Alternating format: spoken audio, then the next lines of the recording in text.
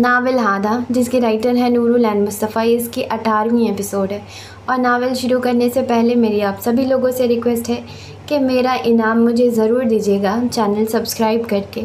अगर आपने अभी तक चैनल सब्सक्राइब नहीं किया तो please please please channel subscribe कीजिए और साथ साथ लाइक, शेयर और कमेंट भी कीजिए। कमेंट में ज़रूर बताइएगा कि आपको नूरुल ऐन मुस्तफ़ा का ये नावल कैसा लग रहा है। और अगर आपने फ़नाए हिज्र पढ़ा था तो आप बताइए कि आपको ज़्यादा बेहतर कौन लगता है, फ़नाए हिज्र या हादा। और मज़ीद किसी और बकवास के हम लोग आगे बढ़ते हैं, नावल शुरू करते हैं। उसकी गाड़ी सड़क पर तेज़ी से दौड़ रही थी। चेहरा बेतासिर था और डैशबोर्ड पर मौजूद सिगरेट केस तकरीबन खाली हो चुका था। उसके हाथ में अभी भी अधसुलगा सिगरेट था, जिसके वो लंबे लंबे कश बढ़ता जा रहा था। गाड़ी के शीशे नीचे थे, जिसके बाइस धुआं गाड़ी में नहीं ठहर रहा था। वो शहर के एक मसरूफ़ शायरा थी, जिसमें रात के इस वक्त भी काफ़ी ट्रैफिक पाया जाता था, मगर आज उसकी तवक्को के बरअक्स इक्का दुक्का गाड़ियाँ ही महवे सफ़र नज़र आ रही थी, जिसके बाइस वो बड़ी तेज़ी से गाड़ी चला रहा था। उसके हाथ तेज़ी से स्टीयरिंग व्हील को हरकत दे रहे थे। उसकी गाड़ी का रुख उसके दोस्त के घर की जानिब था। वैसे तो वो बहुत से लोगों को जानता था जो उसके लिए कानूनी, गैर कानूनी, जायज़ और नाजायज़ हर किस्म का काम करने को तैयार हो जाते, मगर उस वक्त उसके दिमाग में सिर्फ अपने दोस्त का नाम आया था। उसकी गाड़ी सिग्नल पर रुकी तो कुछ ऑफिसर्स उसके करीब आए, जो कि वहाँ से गुजरती गाड़ियों की तलाशी के लिए तैनात थे। वो एक हाथ में सिगरेट थामे अपने अबरू उठाए उन्हें सवालिया नज़रों से देख रहा था। वो उसके इस तरह देखने से गड़बड़ा गए और उसे माजरत करते उसे वहाँ से जाने का अंदिया दिया। उसे भला कौन नहीं जानता था, वो एक नामवर वकील था जिसने अपने से ज़्यादा तजुर्बाकार वकला को नाको चने चबवा रखे थे। उससे मतभेड़ हो जाना अच्छी बात नहीं थी, इसलिए उन्होंने उसे जाने देने में ही अपनी सलामती समझी। ऐसा मुल्क कैसे तरक्की करेगा जहाँ किसी इंसान के ओहदे को देखकर कानूनी कार्रवाई की जाती है। उसकी गाड़ी तकरीबन 12 बजे के करीब उसके दोस्त के घर के बाहर खड़ी थी, जो काफ़ी अरसे से काम के सिलसिले में मुल्क से बाहर गया हुआ था और कल ही वापस आया था। उन दोनों के अभी तक मुलाकात नहीं हुई थी। वो उसके घर के बाहर हॉर्न बजा रहा था कि चौकीदार ऊँघता हुआ बाहर आया। उसे ये बात समझने में चंद लम्हे लगे कि हमजा शाह गाड़ी में बैठा हॉर्न बजा रहा था। उसने जल्दी से अपना थूक निगलते हुए दरवाजे के पट खोल दिए। उसके चेहरे पर डर का तासिर फैला हुआ था। उसकी तवक्को के बरक्स हमजा उसे कुछ भी कहे बगैर गाड़ी अंदर दाखिल कर चुका था। चौकीदार को काफ़ी हैरत हुई। उसे हमजा के इस वक्त की आमद ने हैरान नहीं किया था, क्योंकि हमजा को उसके मालिक की जानिब से कोई रोक टोक नहीं थी। वो किसी भी वक्त यहाँ आ सकता था। ताज्जुब की बात उसका रवैया था। वो माफ़ कर देने वालों में से नहीं था। गेट बंद करते हुए चौकीदार के चेहरे पर उलझन थी। फिर उसने अपना सर झटक दिया। हमजा अपना गाड़ी पार करता ड्राइंग रूम की जानी बढ़ा था। उसे उस विला के तमाम रास्ते अजबर थे। वो सफ़ेद महल सा विला उसके दोस्त का था, जिसकी इमारत उसे खासी पसंद थी। उसने बिला झिझक ड्राइंग रूम के अंदर कदम रखे और वहाँ मौजूद सोफ़े पर जा बैठा। अभी वो बैठा ही था कि उसे किसी के कदमों की चाप सुनाई दी। वह आंखें मूंदे दोनों बाजू सोफ़े पर फैलाए अपनी पुश्त सोफ़े से टिकाए बैठा था। वो कमरे में दाखिल हो चुका था। वो तेज़ी से आगे आया और हमजा के करीब आकर खड़ा हो गया। वो गौर से हमजा का चेहरा देख रहा था, जो नूज़ आंखें बंद किए बैठा था। नौवार्ड ने नफ़ी में सर हिलाया और उसे दोनों बाजुओं से थाम कर खड़ा किया। हमजा ने यूँ आंखें खोली गोया उसके ख्यालों में कोई मखल हो गया हो।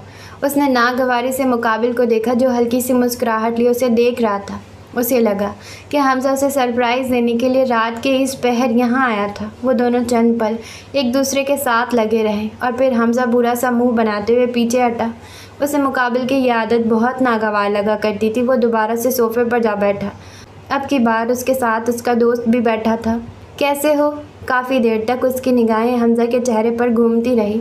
वो उसके तासरात जांचना चाहता था, मगर हमजा को अपने तासरात छिपाने के लिए किसी दिक्कत का सामना नहीं था। वो बेतासिर चेहरे के साथ बैठा रहा।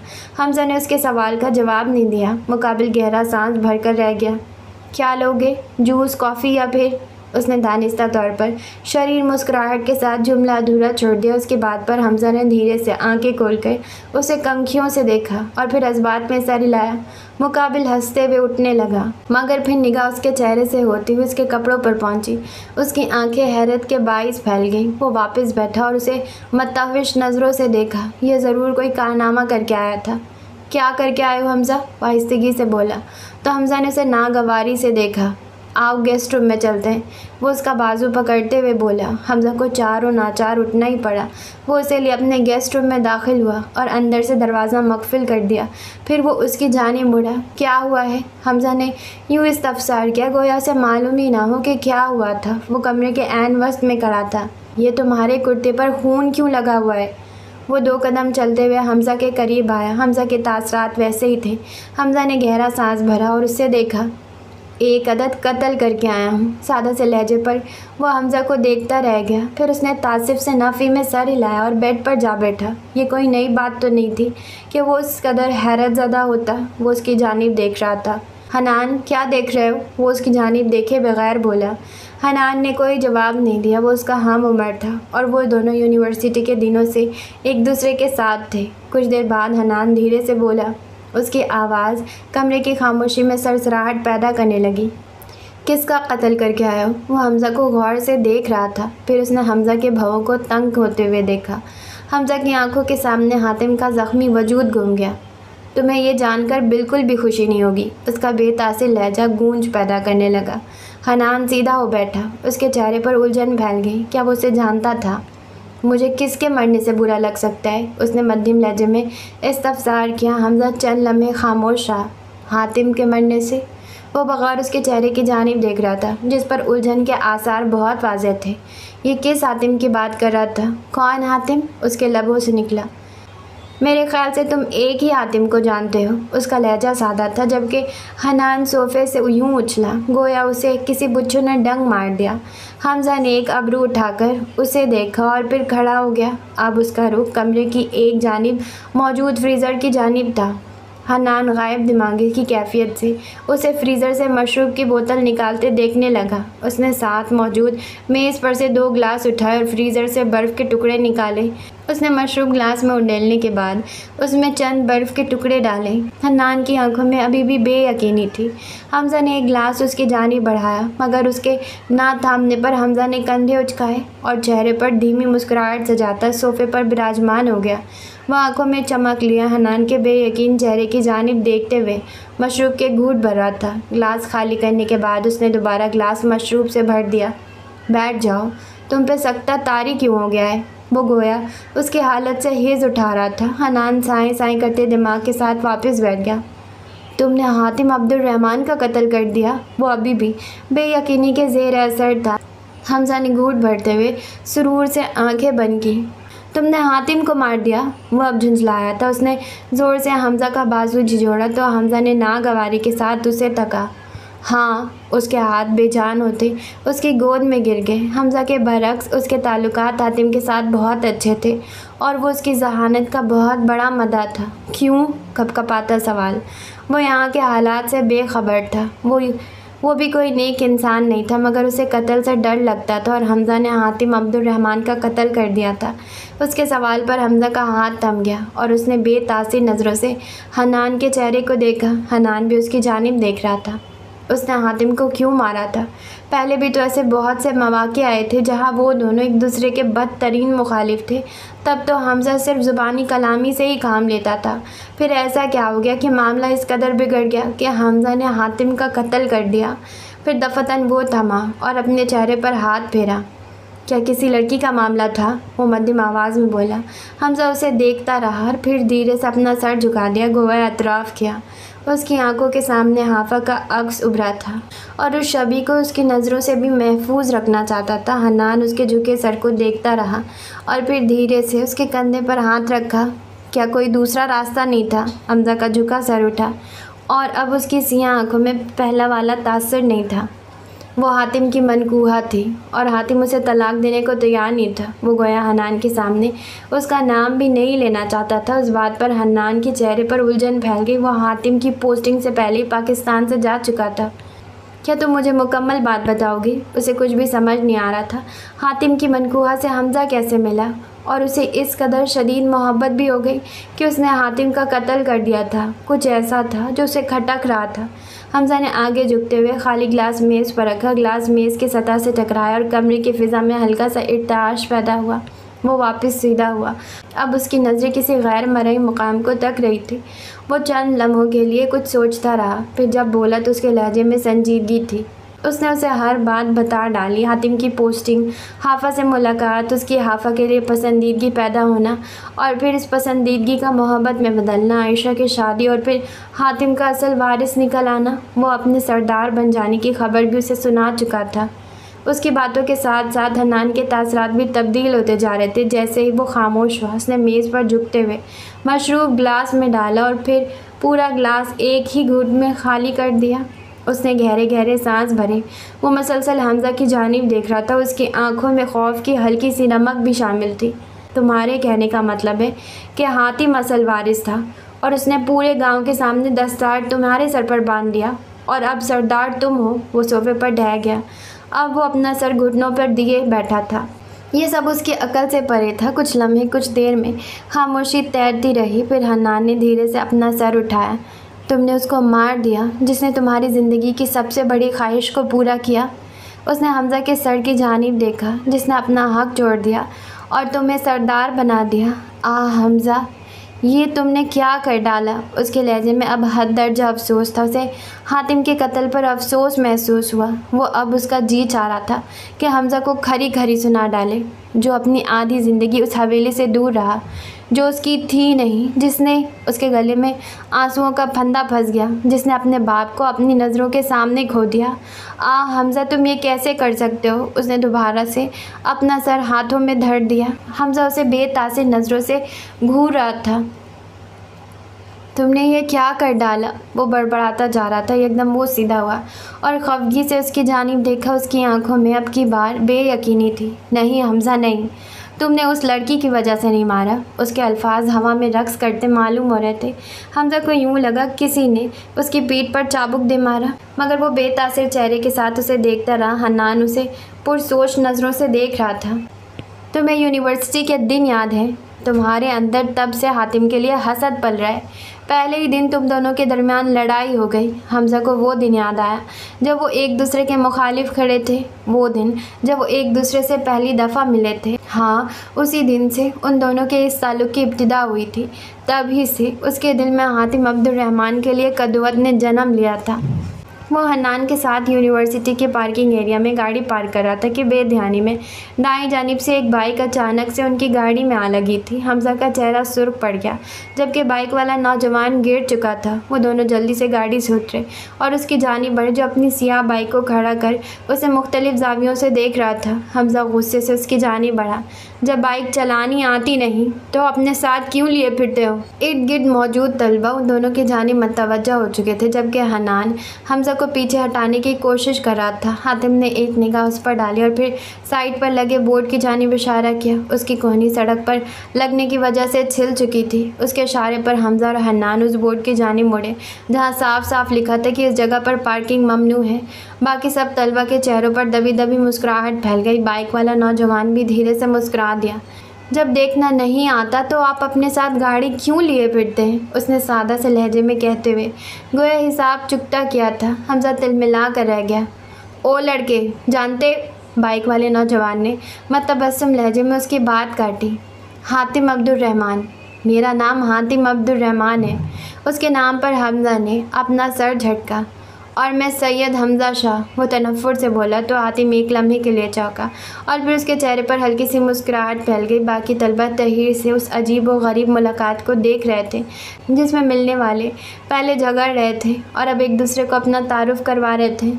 Nice to meet you mister Hamza. उसने धीरे से अपना हाथ आगे बढ़ाया, जिसे हमज़ा ने मुकम्मल तौर पर नज़रअंदाज किया।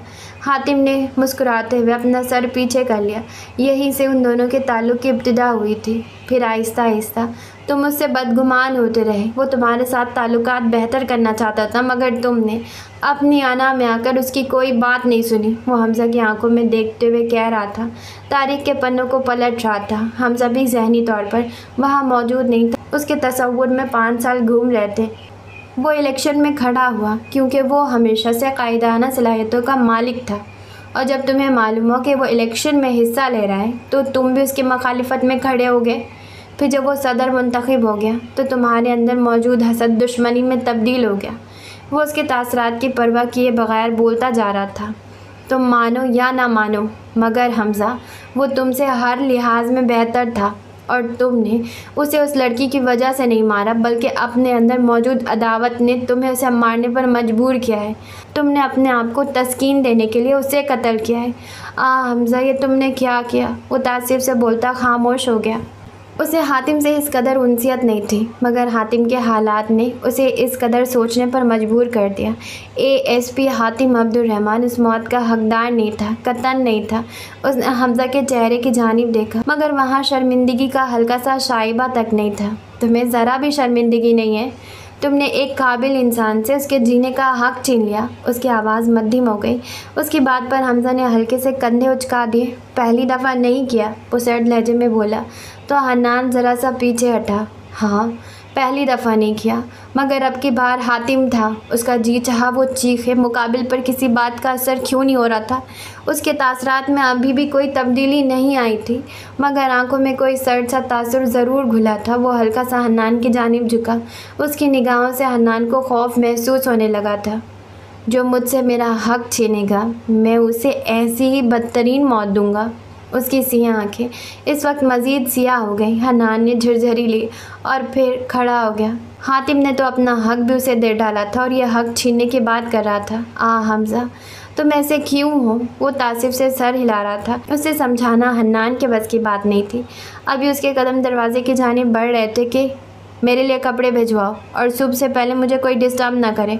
मुझे कल सुबह एक समाअत के लिए अदालत जाना है। बोलते साथ ही उसने अपना सर सोफ़े पर गिरा दिया। हन्नान अज़बात में सर हिलाता कमरे से बाहर निकल गया।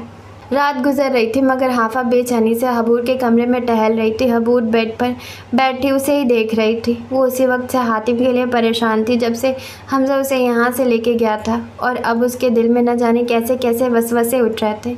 हाफा यार, बैठ जाओ, बल्कि इधर आओ और सो जाओ। उसने बेड की जानिब इशारा किया। हाफा को कुछ देर पहले हादी का फ़ोन आया था। नईम साहब ने हादी को इस कदर रात में यहाँ भेजने से इनकार कर दिया था और कहा था कि वो हातिम के साथ आ जाए, मगर अब वो उसे क्या कहती कि हातिम को गोली लग चुकी है और इस वक्त वो अस्पताल में था। उसने गहरा सांस भरा। वो एक लम्हे के लिए रुक कर बोली और फिर मुस्तरबाना अंदाज में चलने लगी। हबूर ने उसे देखकर नफ़ी में सर हिलाया और फिर एक नज़र मोबाइल फ़ोन पर डाली, जहां अभी तक हाइद का पैगाम नहीं आया था। उसके अंदर उदासी फैल गई। वो इंसान उसे बेमूल क्यों कर दिया करता था? या अल्लाह, हातिम को कुछ ना हो। अल्लाह, आप जानते हैं ना कि वो मेरे लिए कितना अहम है। आप उसे कुछ मत होने देना प्लीज़। हाफा आंखों में आंसू लिए उस ज़ात से मुखातिब थी जिसके कुन कहने से पूरी कायनात इधर से उधर हो सकती थी, जो अपने बंदों के मख्फी राजों से भी वाकिफ़ था। वो आंखें बन के उसे पुकार रही थी। उसकी टांगें शल हो रही थी, जबकि आसाब पर सिर्फ एक इंसान छाया हुआ था।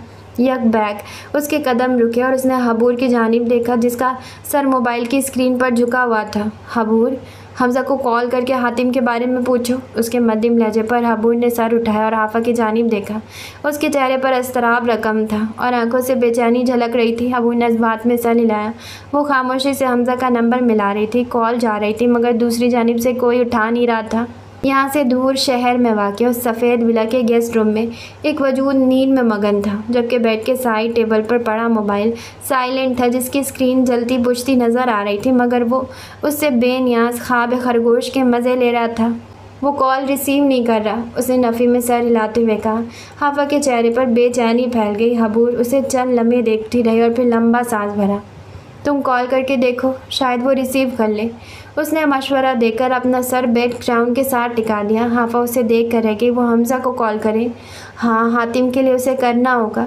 उसने गहरा सांस भरकर खुद को पुरसुकून किया और सोफ़े पर जा बैठी, जहाँ उसका मोबाइल फ़ोन मौजूद था। उसने मोबाइल उठाया, मगर उसके पास हमज़ा का नंबर नहीं था। उसने सवालिया नज़रों से हबूर की जानिब देखा। हमज़ा का नंबर?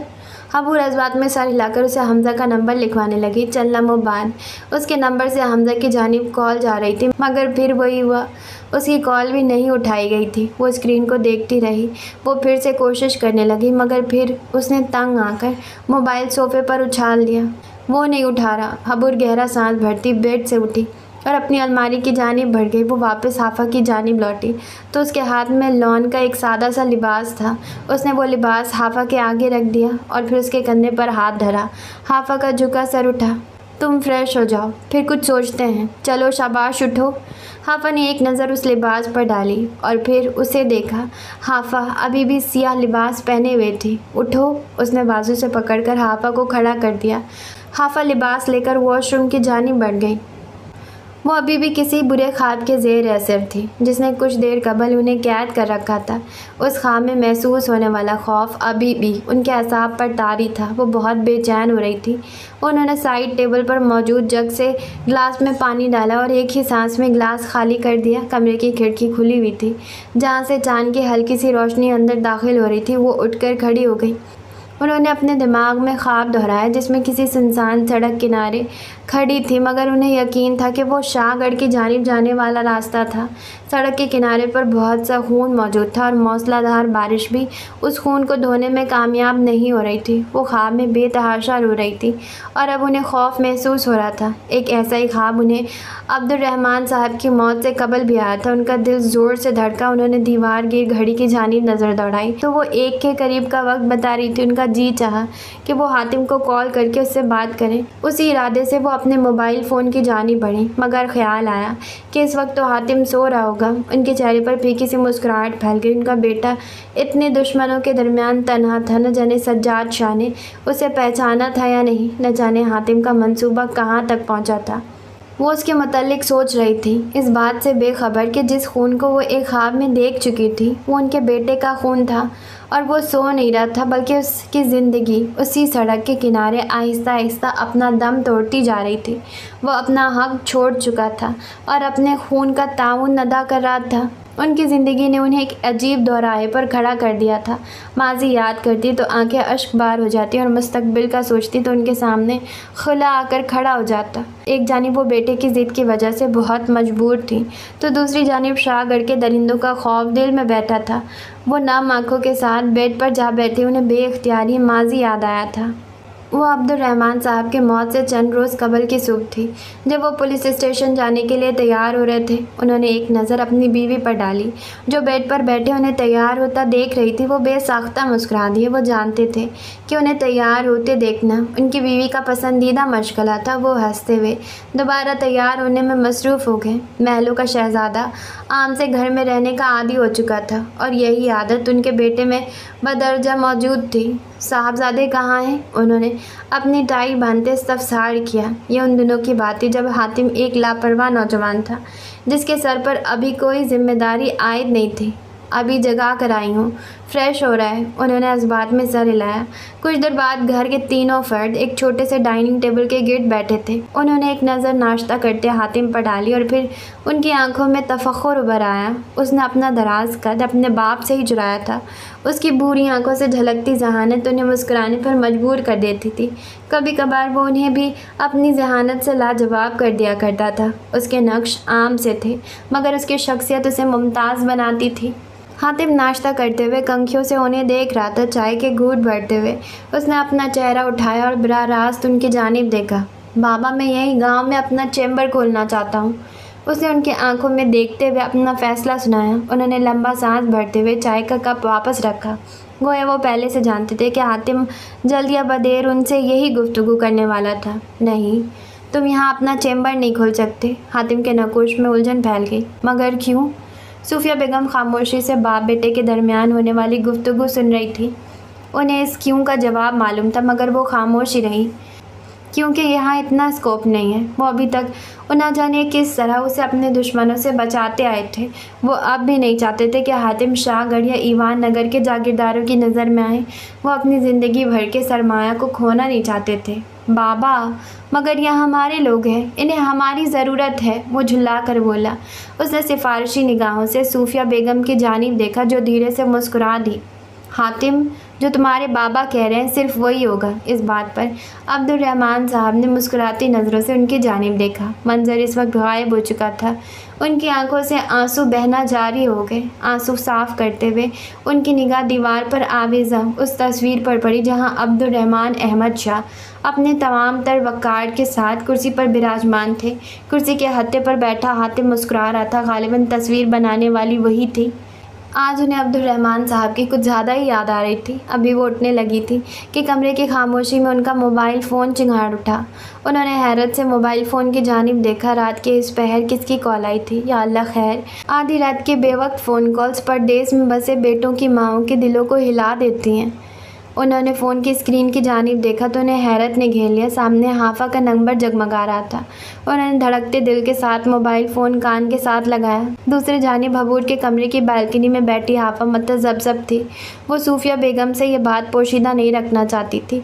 वो उनसे अकेले में बात करना चाहती थी, जिसकी वजह से वो बालकनी में चली आई थी। हाफा, क्या हुआ है? सब खैरियत है? उनकी आवाज़ से उनके अंदर की बेचैनी महसूस हो रही थी। उसने आंखें बंद करके अपनी मुट्ठियां बींच ली। वो एक माँ को कैसे ये बात बताती कि उनका इकलौता बेटा इस वक्त तकलीफ़ में था। उसने नफ़ी में सर हिलाकर कॉल काटनी चाहिए, मगर फिर उसकी समात में सूफिया बेगम की कांपती आवाज़ गूंजी, हाफा, हातिम तो ठीक है ना? मेरा बच्चा ठीक है ना? हाफा ने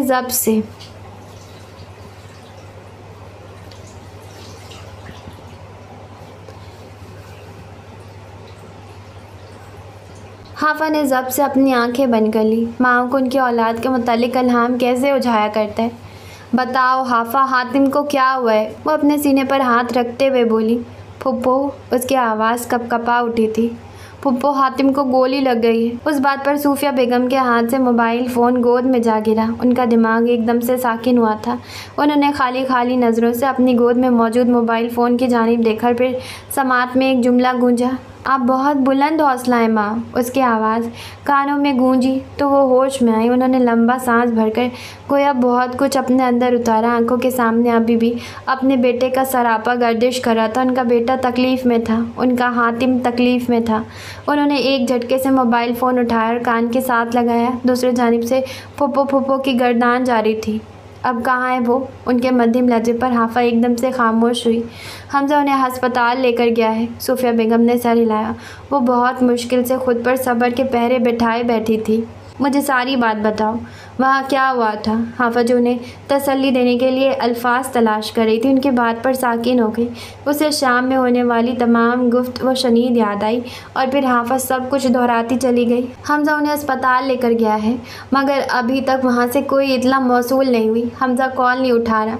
आखिर में उसकी मस्तरबाना आवाज़ सूफिया बेगम की समात से टकराई। उनके चेहरे पर उलझन फैल गई। तो क्या हातिम अपना हक छोड़ चुका था? तो क्या वारिस ने ही तख्त को धुतकार दिया था? मुझे हमजा पर भरोसा नहीं है फुप्पो। हातिम को कुछ नहीं होगा इंशाअल्लाह, अल्लाह पर यकीन रखो। उन्होंने हाफा से ज़्यादा खुद को तसल्ली दी। हाफा खामोश रही। उसके पास तसल्ली देने को अल्फाज नहीं थे। तुम कहाँ हो? थोड़ी देर खामोश रहने के बाद सूफिया बेगम ने इस्तफसार किया तो हाफा कुर्सी से उठी और रेलिंग के सामने जा खड़ी हो गई। तहादे निगाह हवेली का बाग फैला था, जिसमें जगह जगह बरकी कुमकमे चमक रहे थे। मैं शाह हवेली में हूँ। सूफिया बेगम के अब्रू तन गए। फिर उन्होंने समझते हुए इस बात में सर हिलाया। तुम भाईजान से इस मुतालिक कोई जिक्र मत करना। हाफा उलझन में पड़ गई, मगर फिर किसी सोच के तहत मुतमईन हो गई। तुम फिक्र मत करो, सब ठीक होगा इंशाअल्लाह, तुम अपना ख्याल रखो। कॉल कटने के बाद उन्होंने गहरा सांस भरा और फिर हातिम की तस्वीर की जानिब देखकर धीरे से मुस्कुरा दी। कुछ देर बाद वो वज़ू करती जाई नमाज पर बैठी हातिम के लिए दुआ मांग रही थी, जबकि साथ वाले घर के अफराद महवे इस्तराहत थे।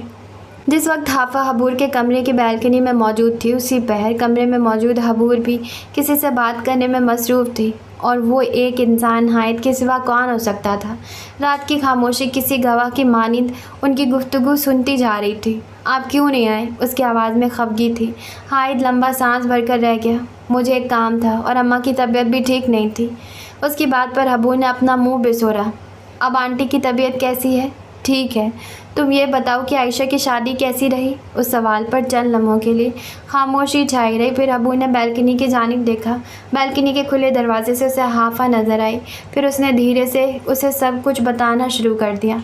दूसरी जानिब मौजूद हायद सीधा हो बैठा। वो इस कदर ख़तरनाक ख़ानदान से ताल्लुक़ रखती थी। अगर उसके ख़ानदान में से किसी को मालूम हो गया कि वो हबूर के साथ आधी रात को बातें करता है, और सिर्फ बातें नहीं बल्कि अहद व पैमा भी करता है, तो हेलो खड़ूस, हेलो, आप सुन रहे हैं? उसकी पुकार पर वो होश में आया। हाँ, मैं सुन रहा हूँ। हायद की पुरसोच नज़रें किसी गैर मरई मकाम को तक रही थी। आप बताएं, आपका दिन कैसा गुजरा? हबू ने खुशगवार लहजे में सवाल किया। अच्छा गुजरा। बस कुछ आदमियों से वीज़ा के मुतालिक मुलाकात की है। वो ख़यालों की रौ में कह गया था, जबकि दूसरी जानिब हबूर के चेहरे पर हैरत छा गई। वीज़ा? कहाँ का वीज़ा और किसका वीज़ा? उसके सवाल पर वो चौंका, फिर ख़ुद को बेइख्तियार कोसा। वो वाकई में वीज़े के सिलसिले में कुछ लोगों से मुलाकात कर रहा था। वो इकबाल साहब की तमाम रकम वापस कर चुका था और अब एक प्लॉट भी ख़रीद रहा था, जिसको वो जल्द अज जल्द अपना घर बनाना चाहता था। और उसके बाद उसे यूनान जाना था, अपने ख्वाबों के मुल्क। उसे अपनी बेइख्तियारी पर गुस्सा आया। यूनान का? हबूर चौंक कर सीधी हो बैठी। मुझे चंद महीनों में यूनान जाना है। उसने हबूर के ऊपर धमाका किया था। वो साकिन रह गए। हायद यूनान जाना चाहता था और उसे ये बात अब मालूम हो रही थी।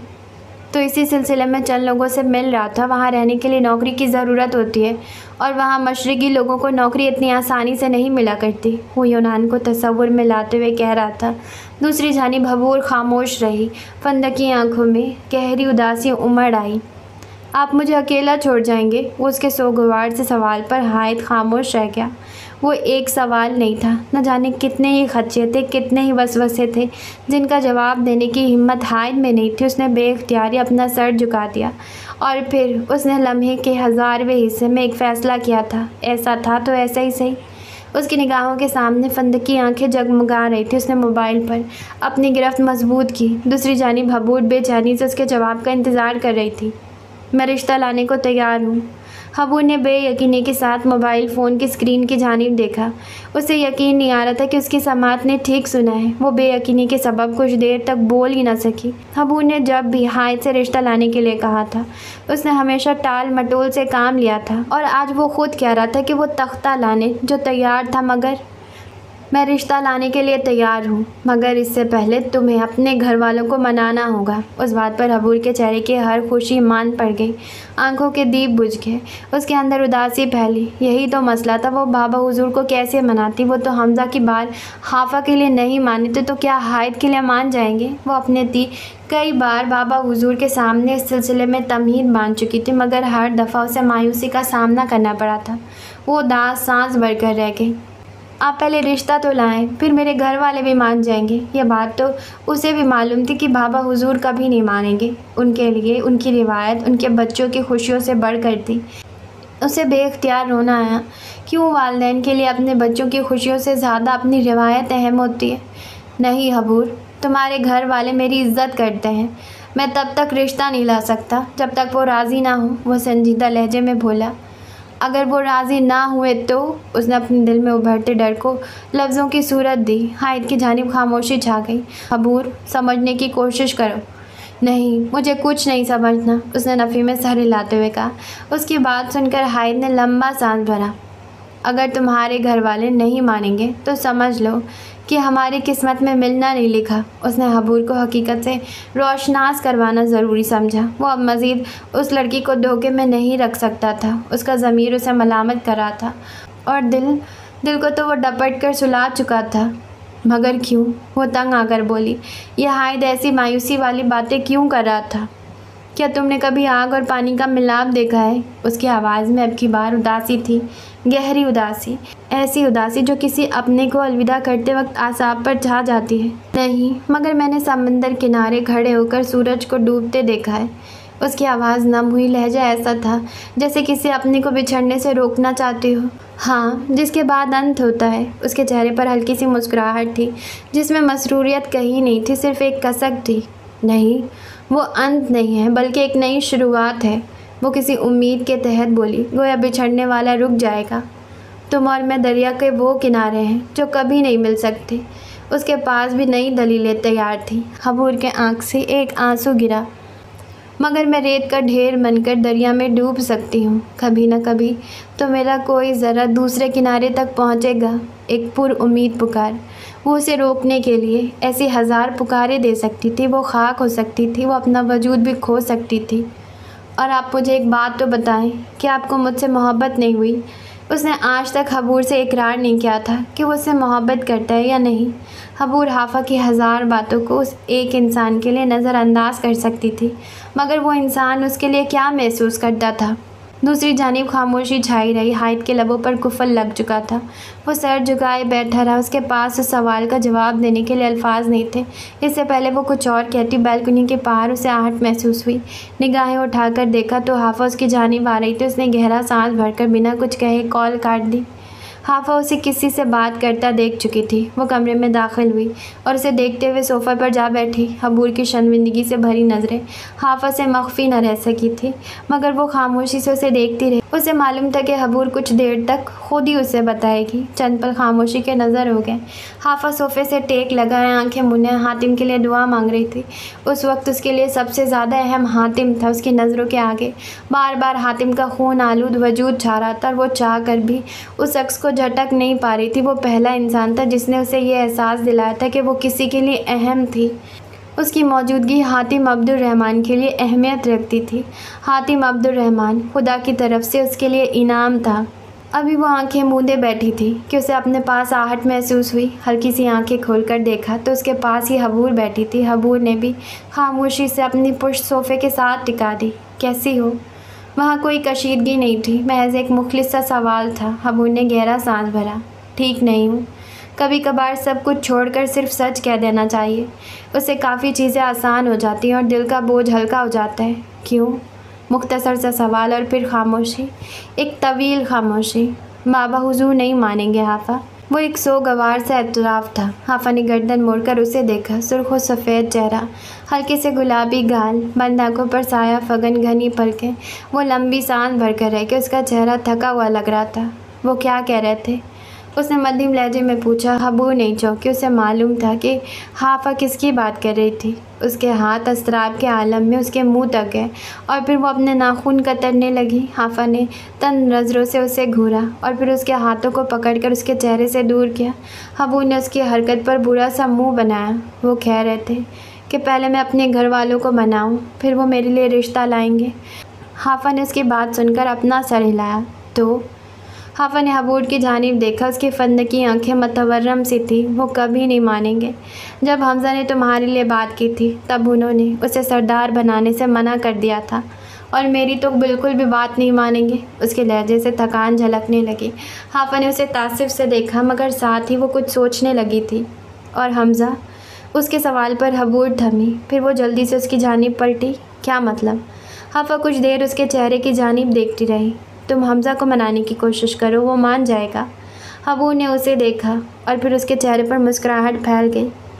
यू आर ग्रेट हाफा। हमज़ा मान जाएगा, मुझे यकीन है कि वो मान जाएगा। वो उसके हाथ थामकर पुरजोश अंदाज में कह रही थी। हाफा ने हल्का सा मुस्कुराते हुए इस बात में सर हिलाया। गोया उसे भी यकीन था कि हमज़ा मान जाएगा। उसे बस हबूर को खुश देखना था।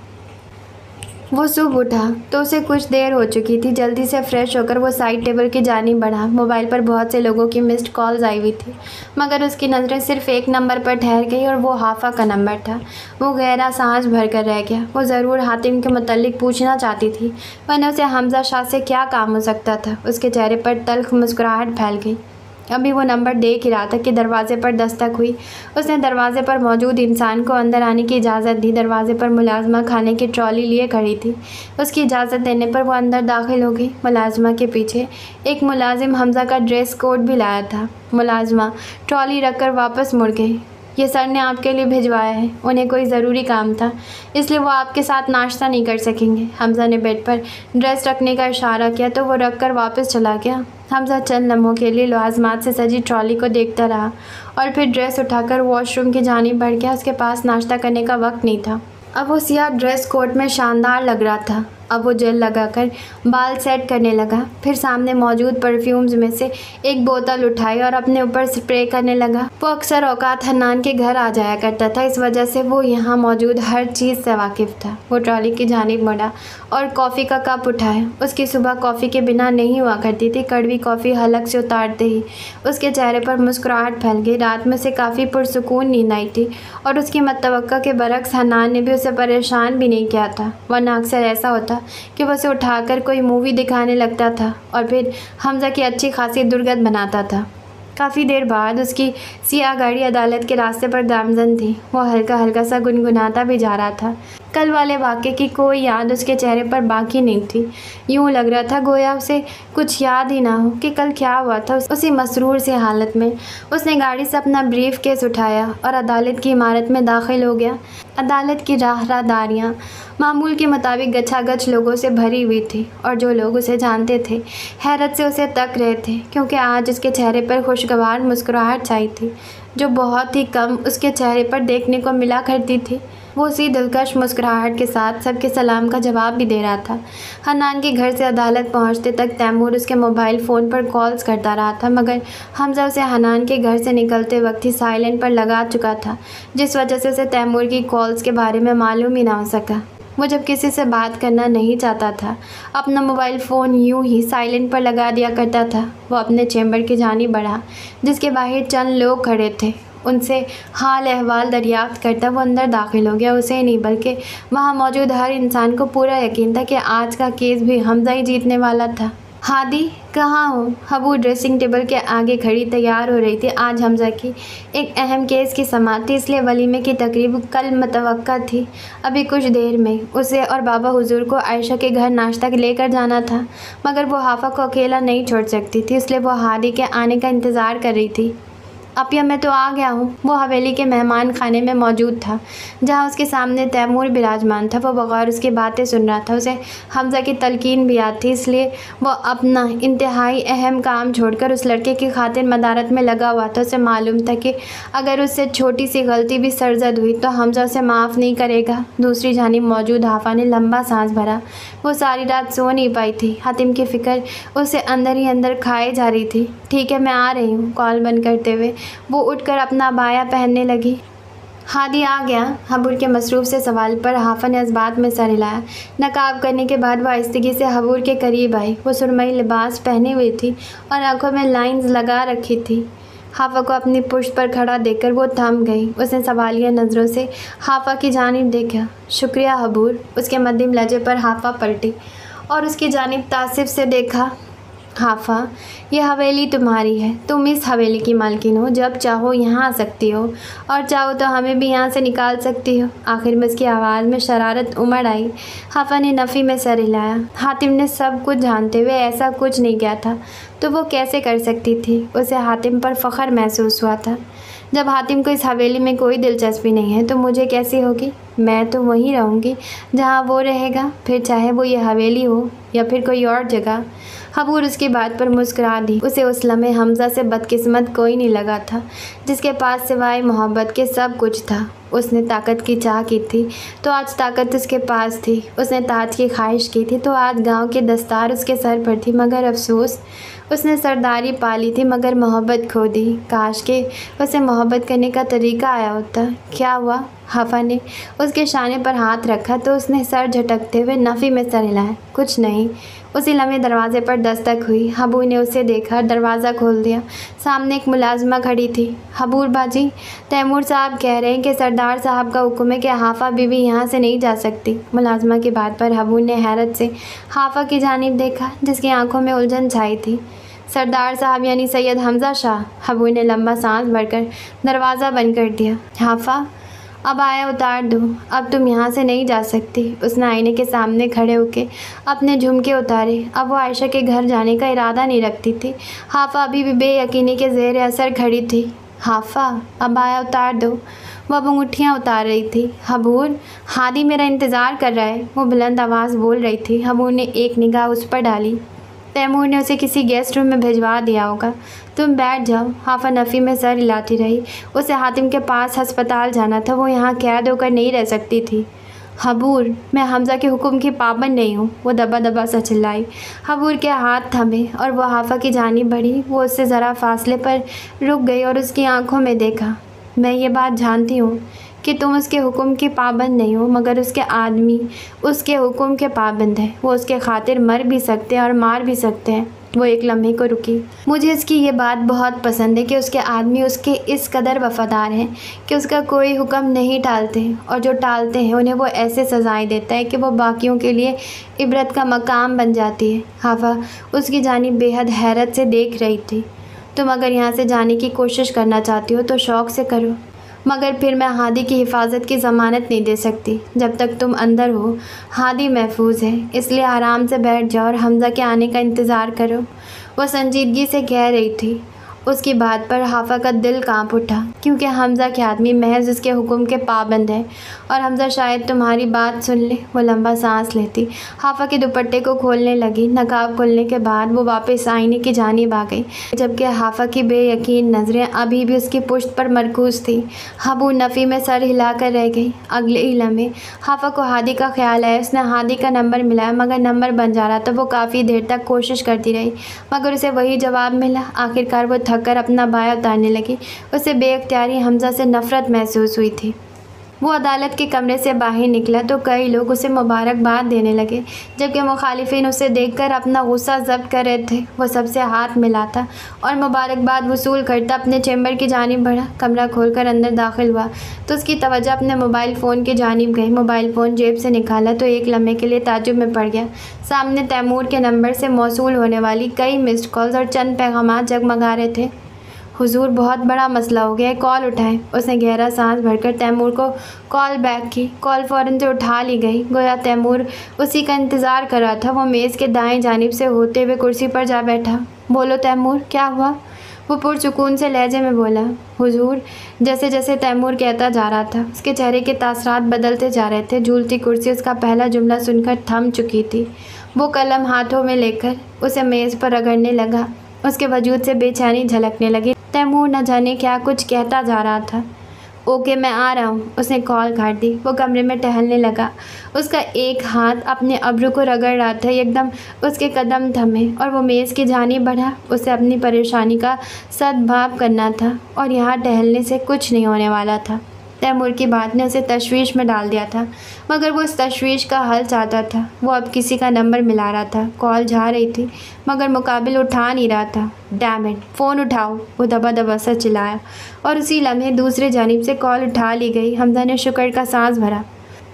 सुनो हन्नान, मैं अभी तुम्हारे घर आ रहा हूँ, मेरी बात गौर से सुनो। दूसरी जानिब हन्नान की परेशानी पर सिलवटों का जाल बिछ गया। वो अपने साथ मौजूद लोगों से माजरत करता कमरे की एक जानिब खड़ा हो गया। वो हमज़ा के बात गौर से सुन रहा था। ठीक है हमज़ा, मैं आने की कोशिश। हमज़ा ने उसकी बात दरश्ती से काटी। कोशिश नहीं करनी हन्नान, आना है। हन्नान ने इस बात में सर हिलाया।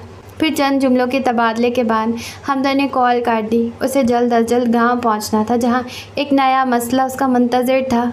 उसे हातिम से एक दफ़ा फिर से नफ़रत महसूस हुई। जारी है। ठीक है, आज का एपिसोड यहीं तक है। सारे एपिसोड में मैं बस इंतज़ार करती रही कि राइटर अब बताएंगे हातिम कहाँ है, अब बताएंगे हातिम कहाँ है। किसी ने उसे देखा या नहीं देखा, कोई उसे उठा कर ले गया या वो वहीं सड़क पर अभी भी गिरा पड़ा है, क्या हुआ? ऑब्वियसली किसी ने देखा होगा, लेकिन फिर भी राइटर हमें दिली तसल्ली चाहिए। हमें बताइए कि कहाँ है। कह दीजिए कि उसामा उसे ले गया, कह दीजिए कि वो ठीक है। ऑब्वियसली ठीक है, बट बस आप एक लाइन लिख दें कि हाँ हातिम ठीक है, उसामा के घर पर है, छुपा हुआ है, कुछ तो ऐसा लिख दें। पर नहीं, राइटर ने तो हमें लटका के रखना था। एपिसोड भी ख़त्म हो गया, हातिम के बारे में कुछ कहा भी नहीं उन्होंने। ठीक है, क्या किया जा सकता है, हमें तो इंतज़ार करना पड़ेगा, इंतज़ार की सूली पर लटके रहना पड़ेगा। हम मिलते हैं कल आगे के एपिसोड के साथ। और जाने से पहले बिना किसी झिझक के नीचे जो सब्सक्राइब बटन दिख रहा है प्लीज़ उसे दबाते जाइए और चैनल को सब्सक्राइब कीजिए। साथ साथ जो लाइक का बटन है अगर आप उसको भी दबाएंगे तो बहुत अच्छा होगा। और कुछ कमेंट्स में भी अपने ख़यालात का इजहार करें। बहुत बातें की मैंने। Okay, tata bye.